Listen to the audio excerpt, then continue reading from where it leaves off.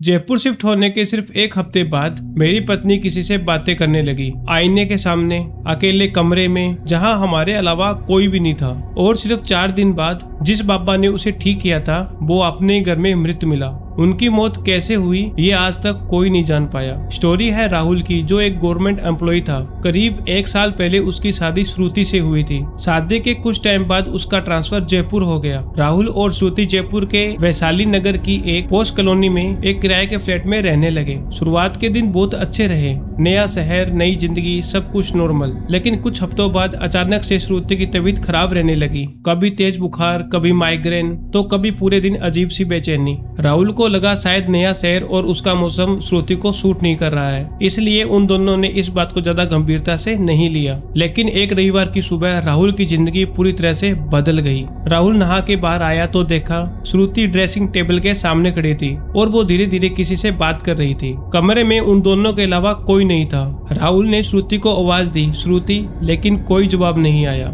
वो श्रुति के पास जाता है और उसके कंधे पे हाथ रखता है। वो अचानक से पलटी जैसे अभी अभी गहरी नींद से जागी हो और वो घबरा के बोलती है, राहुल, मैं यहाँ पे कैसे आई? राहुल पूछता है, तुम अभी किसी से बात कर रही थी? वो कुछ पल राहुल को देखती है, फिर बोलती है, किससे? उसकी आंखों में एक ऐसा अनजानापन था, राहुल को लगा उसे सचमुच में कुछ याद नहीं। उन दोनों ने उस घटना को वहीं पे खत्म कर दिया। लेकिन उसके बाद ये सिलसिला रुकने के बजाय बढ़ता ही गया। कभी वो अकेली बैठकर किसी से बात करने लगती, कभी आधी रात को उठकर ड्रेसिंग टेबल के सामने खड़ी हो जाती। राहुल उसे हर बार पूछता, लेकिन श्रुति को कुछ याद ही नहीं रहता था। धीरे धीरे श्रुति की हालत बिगड़ने लगी। अब वो कभी कभी बिना वजह के जोर जोर से हंसने लगती और कभी अचानक रोने लगती और कई बार तो राहुल की तरफ देखकर कहती, तुम मेरे पति नहीं हो। उसकी ये बातें सुनकर राहुल पूरी तरह घबरा जाता है। राहुल उसी दिन अपनी मम्मी पापा को फोन करता है, शुरू से लेकर आखिरी तक सारी बातें बता देता है। राहुल की बात सुनने के बाद उसके पापा कुछ देर तो चुप रहते हैं। राहुल, तुम छुट्टी लेके तुरंत गांव आ जाओ, यहीं पे बैठ के सोचेंगे कि आगे क्या करना है। लेकिन गांव जाने से पहले राहुल ने श्रुति को जयपुर के बड़े से बड़े हॉस्पिटल में दिखाया। हर तरह की जांच हुई, लेकिन सारी की सारी रिपोर्टें नॉर्मल आई। श्रुति की दवाइयां भी चली, लेकिन उसकी हालात में बिल्कुल भी फर्क नहीं पड़ा। आखिरकार राहुल छुट्टी लेकर गाँव चला जाता है, लेकिन गांव जाने के बाद भी कुछ नहीं बदला। तब राहुल के पापा ने कहा, अब डॉक्टर ने किसी सिद्ध आदमी की सहायता लेनी पड़ेगी। राहुल के पापा एक सिद्ध बाबा को घर पे बुलाते हैं। गांव में उस बाबा का बड़ा ही नाम था।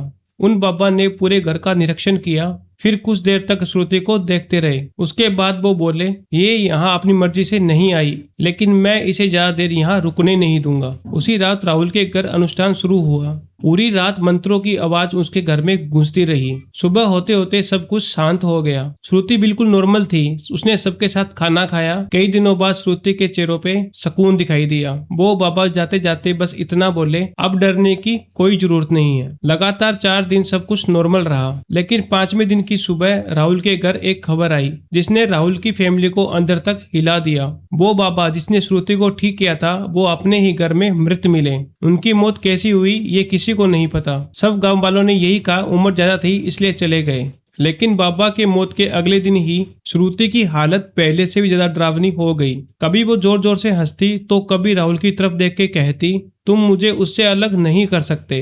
राहुल और उसके परिवार ने कई बाबा और तांत्रिकों की मदद ली, लेकिन कोई भी उसकी मदद नहीं कर पाया। आखिरकार राहुल और श्रुति एक दिन ट्रेन से किसी बाबा से मिलकर वापस आ रहे थे। उनके सामने वाली सीट पे एक 45 साल का आदमी बैठा था। साधारण जीन्स, ब्लैक शर्ट और आंखों पे चश्मा। सफर लंबा था, इसलिए राहुल और उसके बीच में धीरे धीरे नॉर्मल बातें होने लगी। उसने राहुल से पूछा, तुम क्या करते हो? राहुल अपनी सरकारी नौकरी के बारे में उसे बताता है। फिर राहुल ने उसे जयपुर और अपने परिवार के बारे में नॉर्मल बातें बताई। करीब आधे घंटे बाद उस आदमी ने पहली बार श्रुति की तरफ ध्यान से देखा। कुछ सेकंड तक वो उसे देखता रहा। फिर वो राहुल की तरफ देखकर एक धीमी आवाज में बोला, आपसे एक बात पूछूं अगर आपको बुरा ना लगे तो? राहुल ने कहा, हाँ पूछिए। उसने अपना चश्मा उतारा और राहुल की तरफ देखकर बोला, आपकी पत्नी पर किसी बहुत ही शक्तिशाली साये का असर है ना? उसकी ये बात सुनते ही राहुल और श्रुति दोनों एक दूसरे को देखने लगे, क्योंकि राहुल ने उसे इस बारे में एक भी शब्द नहीं बताया था। उसकी ये बात सुनते ही राहुल और श्रुति कुछ सेकंड तक उसे देखते ही रहे। राहुल ने उससे घबराकर पूछा, आपको कैसे पता?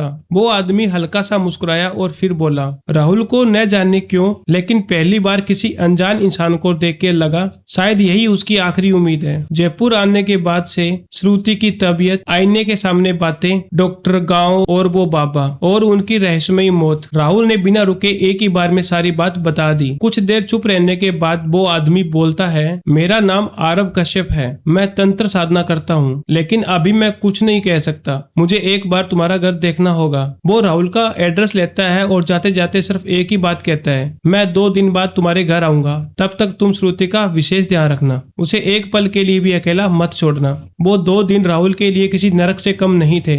श्रुति की हालत हर घंटे बिगड़ती जा रही थी। ठीक 3 दिन बाद आरव उनके घर पहुंचता है। उसने पूरे घर को ध्यान से देखा, फिर वो एक कमरे की तरफ इशारा करके बोलता है, जब तक मैं खुद इस कमरे से बाहर ना आऊं कोई भी इस गेट को नहीं खोलेगा। इतना कहकर आरव अंदर चला जाता है। उसने अंदर जाकर दरवाजा बंद किया। कुछ ही देर बाद मंत्रों की धीमी आवाज सुनाई देने लगी। फिर धीरे धीरे पूरा घर एक अजीब सी खामोशी में डूब गया। करीब आधे घंटे बाद कमरे के अंदर से एक हवा का झोंका आता है। कमरे के बाहर खड़ी राहुल की फैमिली को लग रहा था जैसे उस कमरे में कोई और भी है।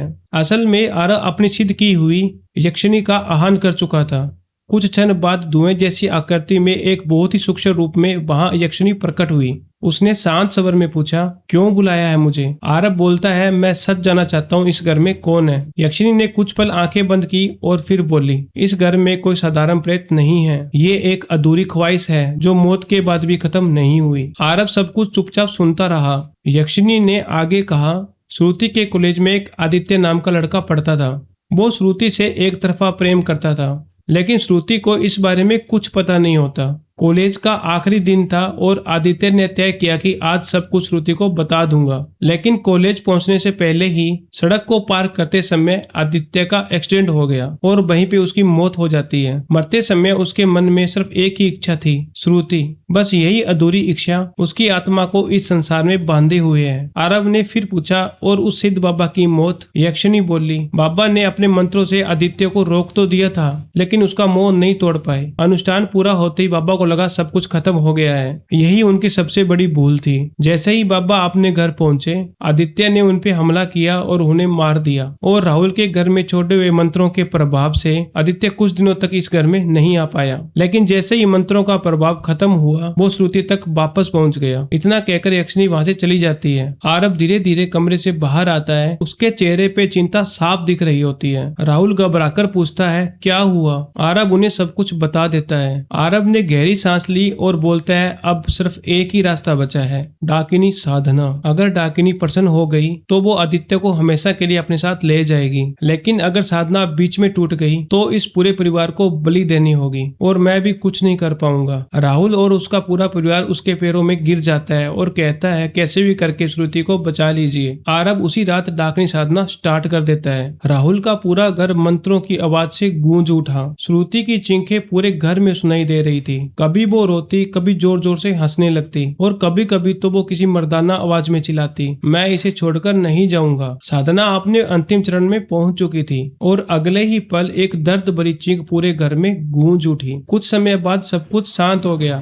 थोड़ी देर बाद आरव उठता है। उसके चेहरे पे थकान साफ दिख रही थी। राहुल भागकर जाता है और बेहोश हुई श्रुति को उठाता है। करीब 10 से 15 मिनट बाद श्रुति को होश आ जाता है और वो हैरान होकर राहुल से पूछती है, राहुल, हम गांव कब आए? श्रुति को पिछले कई महीनों की बातें याद तक नहीं थी। आरव राहुल के घर से जाने लगता है। राहुल उसे रोकता है और पूछता है, क्या सब कुछ खत्म हो गया? आरव कुछ पल रुकता है और बिना राहुल की तरफ देखे बोलता है, कुछ अधूरी इच्छाएं खत्म नहीं होती, उन्हें खत्म करना पड़ता है। इतना कहकर वो चला जाता है। आज उस घटना को कई साल बीत चुके हैं। श्रुति अब बिल्कुल नॉर्मल है, लेकिन आज भी जब कभी भी हम श्रुति के कॉलेज की तस्वीरें देखते हैं और आदित्य का नाम सामने आता है तो कुछ पल के लिए हम दोनों की नजरें अपने आप में झुक जाती है।